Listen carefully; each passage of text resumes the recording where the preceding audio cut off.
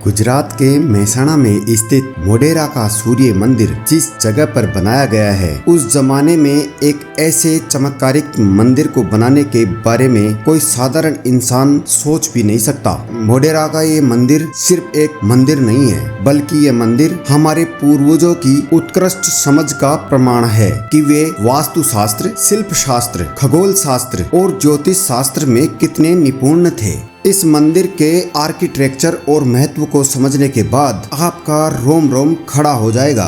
नमस्कार, मैं हूं आपका मित्र नवीन जांगिड़ और आप देख रहे हैं वाइब्रेंट जर्नी। आज हम आपको एक ऐसे मंदिर में लेकर आए हैं जिसमें ना कोई आरती पूजा होती है और ना ही घंटियां बजती है, फिर भी इसे विश्व धरोहर के रूप में सहेज कर रखा गया है। मोढेरा का ये सूर्य मंदिर अहमदाबाद से लगभग 100 किलोमीटर और विश्व प्रसिद्ध रानी की वाव पाटन से मात्र 30 किलोमीटर की दूरी पर स्थित है। यहाँ आप सड़क मार्ग द्वारा पहुँच सकते हैं। बाहर पार्किंग में अपना वाहन खड़ा कीजिए और टिकट काउंटर से टिकट लेकर प्रवेश कर लीजिए।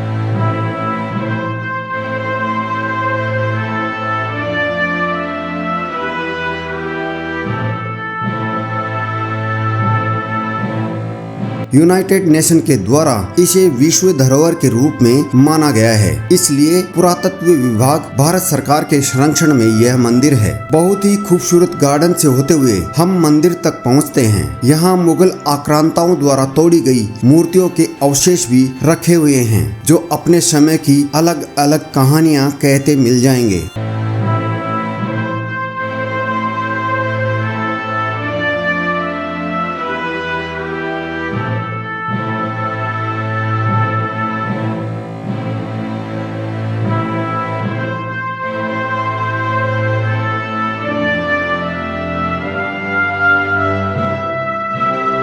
मोढेरा का ये सन टेम्पल हमारे सनातन धर्म में वर्णित वास्तु शास्त्र, शिल्प शास्त्र, खगोल शास्त्र और ज्योतिष शास्त्र का जीता जागता सबूत है। यह केवल कला और विज्ञान का चमत्कार ही नहीं, बल्कि उससे भी कहीं ज्यादा है। यह सूर्य मंदिर सोलंकी साम्राज्य के नरेश भीमदेव प्रथम ने सन 1026-27 में बनवाया था। सोलंकी साम्राज्य के कुल देवता भगवान सूर्य थे और उन्होंने अपने आराध्य देवता की पूजा करने के लिए इसे बनाया था। यह मंदिर प्रकाश के देवता सूर्य को श्रद्धांजलि देता है। स्थापत्य के दृष्टिकोण से मोढेरा का यह सूर्य मंदिर पूरे गुजरात में बने मंदिरों में से सर्वोच्च उत्कृष्ट उदाहरण है। इस मंदिर के निर्माण से पूर्व बहुत सारे पारंगत विद्वानों ने कई दिनों तक यहाँ रहकर अध्ययन किया और फिर ठीक कर्क रेखा अर्थात ट्रॉपिक ऑफ कैंसर पर इस मंदिर का निर्माण किया गया, जो कि 23.50 डिग्री पर स्थित है।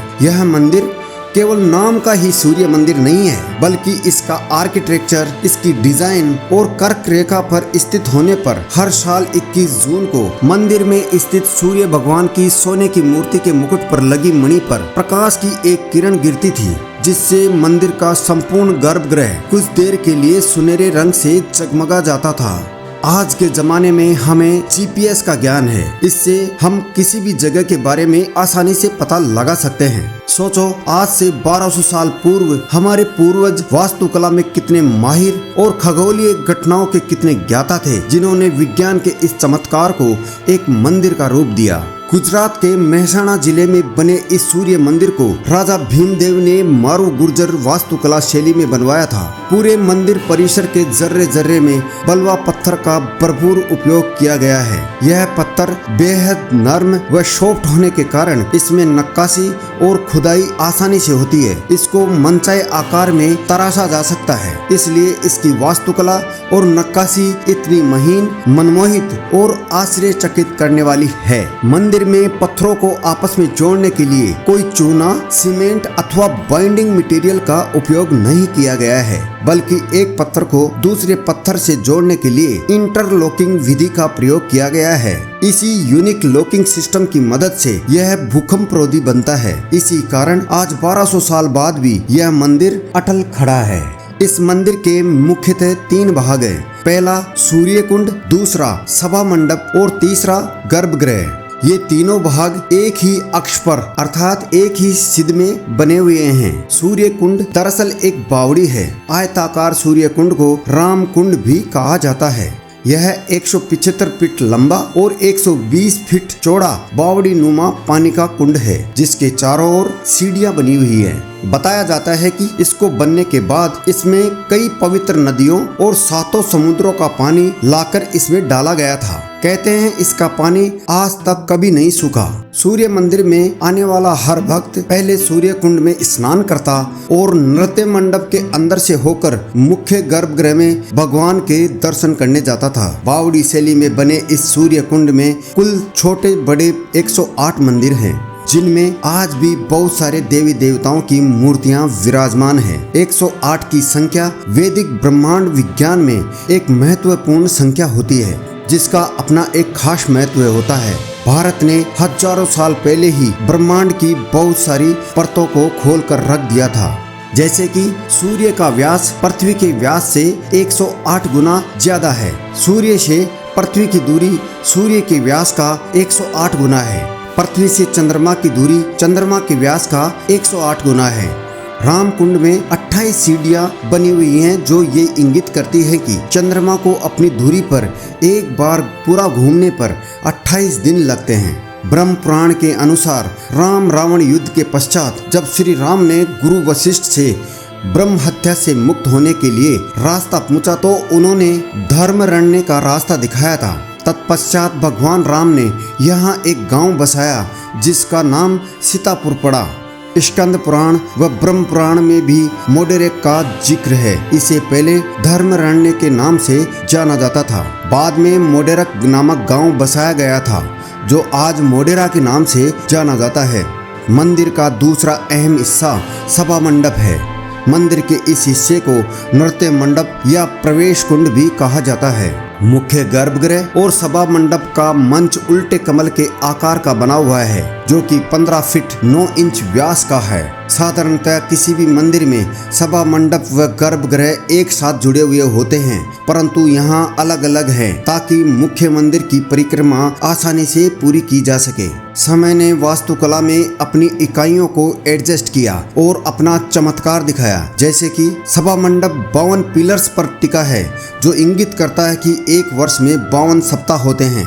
सैकड़ों साल पहले वास्तुकारों और शिल्पकारों ने कितना दिमाग लगाया कि सभी पिलर्स ऊपर से गोल व नीचे आते आते अष्टकोणाकार हो जाते हैं, जिन पर गौर से देखने और समझने पर आपको बहुत सारी कहानियां छिपी हुई दिखाई देती हैं। हर खंबे में कम से कम 25 से 30 कहानियां उकेरी गई हैं। यहाँ रामायण व महाभारत काल के अलावा मानव जीवन शैली के विभिन्न दृश्यों को बड़ी खूबसूरती के साथ पाषाण कला के रूप में चित्रार्थ किया गया है। हमारे पूर्वजों ने उस जमाने में बिना किसी आधुनिक मशीनों के ऐसा कैसे कर दिया, आज भी हमारे लिए यह कोई चमत्कार से कम नहीं है। इससे यह प्रतीत होता है कि हमारी सभ्यता और संस्कृति बाकी सभ्यताओं से कितनी उन्नत और उत्कृष्ट थी। सभा मंडप के 4 प्रवेश द्वार हैं, जो कि बारीक नक्काशी युक्त तोरणों से अलंकृत है। यह 4 द्वार धर्म, अर्थ, काम और मोक्ष के प्रतीक हैं। 21 जून को सूर्य की एक किरण इसी मंडप से होकर गुजरती है और गर्भगृह में मौजूद प्रतिमा पर गिरती थी।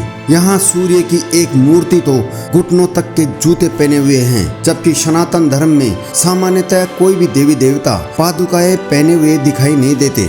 इस उत्कृष्ट शिल्पकला और वास्तुकला के कारण इसे गुजरात का खजुराहो भी कहा जाता है। आंतरिक कक्ष को गर्भगृह कहा जाता है, जिसमें किसी देवी देवता की प्रतिमा विराजमान होती है। गर्भगृह 24 खंभों पर टिका है, जो एक दिन में 24 घंटों को इंगित करता है। यहाँ इस गर्भगृह में 7 घोड़ों के द्वारा एक रथ को खींचती हुई सूर्य भगवान की सोने की मूर्ति विराजमान थी। रथ के ये 7 घोड़े यहाँ संभवतः 7 दिनों का प्रतीक है। ऊपर छत में बेहद सुंदर घड़ी के डायल के आकार की नक्काशी की गई है। सूर्य मंदिर तो 1026-27 में बना था, परंतु यह मंदिर महान खगोल शास्त्री और कवि आर्यभट्ट द्वारा लिखे सूर्य सिद्धांत के आधार पर बनाया गया था। इसके अनुसार पृथ्वी को अपने अक्ष पर घूमने में 365 दिन 6 घंटे और 12 मिनट लगते हैं। यह आज की आधुनिक गणना के बहुत करीब है। पूरे गर्भगृह के चारों ओर 1008 हाथियों की मूर्तियां लगी हैं। वास्तुशास्त्र और वैदिक ग्रंथों ने इस मंदिर की डिजाइन को निर्देशित किया, जिसमें उनके ज्ञान और समझ की महत्वपूर्ण भूमिका रही। पूरे गर्भगृह के बाहर 12 मूर्तियां माता पार्वती और 12 ही भगवान सूर्य की मूर्तियां हैं, जो हमारे 12 महीनों को इंगित करते हैं। ईरानी शैली में बने इस मंदिर की 10 दिशाओं में बहुत सारे देवी देवताओं की छवि विराजमान है। उत्तर पूर्व दिशा को ईशान कोण कहते हैं, जिसके स्वामी भगवान शिव को माना गया है, इसीलिए वहां भगवान शिव की मूर्ति विराजमान है। वो 2 पिलर्स है सर, वो एंट्री गेट था उस जमाने का, समझ गए सर। ये ईशान मूल शिव व्हीकल नंदी, ये शिव है, देखो व्हीकल नंदी है। उत्तर दिशा में भगवान कुबेर की मूर्ति लगी है, क्योंकि उत्तर दिशा के दिक्पाल भगवान कुबेर है। उत्तर पश्चिमी दिशा को वायव्य कोण के नाम से जाना जाता है, जिसके स्वामी स्वयं वायु देवता है। पश्चिम दिशा में वरुण देवता का निवास होता है, जो कि जल के देवता है, इसीलिए पश्चिम में पुष्पावती नदी बहती है। मंदिर के दक्षिण पश्चिमी कोने को नैऋत्य कोण कहते हैं, जिसके स्वामी भगवान शिव के दूसरे अवतार भगवान नैऋत्य की मूर्ति विराजमान है, इसीलिए इसके स्वामी भगवान शिव के दूसरे अवतार भगवान नैऋत्य की मूर्ति विराजमान है। दक्षिणी पूर्व दिशा को अग्निकोण कहते हैं, जिसके स्वामी अग्निदेव हैं। दक्षिण दिशा यम की दिशा होती है, जो मृत्यु के देवता है। मंदिर के सबसे ऊपरी भाग में माता सरस्वती को विराजमान किया गया है, जो बताता है कि सनातन धर्म में ज्ञान का स्थान हमेशा उच्च होता है। अलाउद्दीन खिलजी जैसे दुर्दांत, क्रूर, अनपढ़, जाहिल आदमी ने हमारी अनमोल धरोहर को बिना कुछ सोचे समझे, जाने पहचाने बार बार तोड़ने और तहस नहस करने की असफल कोशिश की। मुगल आक्रांताओं के बार बार इस धर्म के प्रतीक को ध्वस्त करने, सनातन धर्म में खंडित मंदिर व मूर्ति की पूजा अर्चना नहीं की जाती। इसी कारण आज इस मंदिर में पूजा पाठ नहीं किया जाता। आपको ये जानकर बड़ा ताजुब होगा कि भारत में आज़ादी के बाद भी गुलामी के प्रतीकों को बढ़ा चढ़ाकर पेश किया गया है। हमारी पीढ़ियों को भारत की इस गौरवशाली विरासत जैसे कि मंदिर, किले या राजमहलों आदि के बारे में ना ही तो पढ़ाया गया और ना ही उनके बारे में बताया गया। रानी की वाव या मोढेरा के सूर्य मंदिर जैसी उत्कृष्ट इमारतों का दुर्भाग्य है कि जिन्होंने हमारी विरासत को लूटा, तोड़ा, तहस नहस किया, उन्हीं के द्वारा बनाई गई कुछ इमारतों का बखान हमारे पाठ्यक्रमों में पढ़ाया जाता है। अगर आज तक हमें हमारी गौरवशाली विरासत के बारे में पढ़ाया जाता तो आज हमारे बच्चे भी जान पाते कि सनातन धर्म प्राचीन समय में भी कितना एडवांस था। अगर हमारी पीढ़ियों को भी इन मॉन्यूमेंट्स के धार्मिक, संरचनात्मक, आर्किटेक्चरल और वैज्ञानिक महत्व को सही ढंग से बताया जाता तो हमारी पीढ़ियां भी हमारे पूर्वजों द्वारा बनाई गई इस प्रकार की बेशकीमती विरासतों पर गर्व करती और उनसे प्रेरणा लेती। परंतु ये किसी दुर्भाग्य से कम नहीं है कि आज भी हम अपनी विरासत के बारे में उतना प्रभावशाली रूप से नहीं जानते जितना हमें जानने की आवश्यकता थी। इस बारे में सोचना जरूर और एक बार यहाँ आकर देखना। इसी के साथ वाइब्रेंट जर्नी की टीम को दे अनुमति। हम फिर मिलेंगे ऐसे किसी और हिस्टोरिकल प्लेसेस पर। तब तक के लिए जय श्री राम।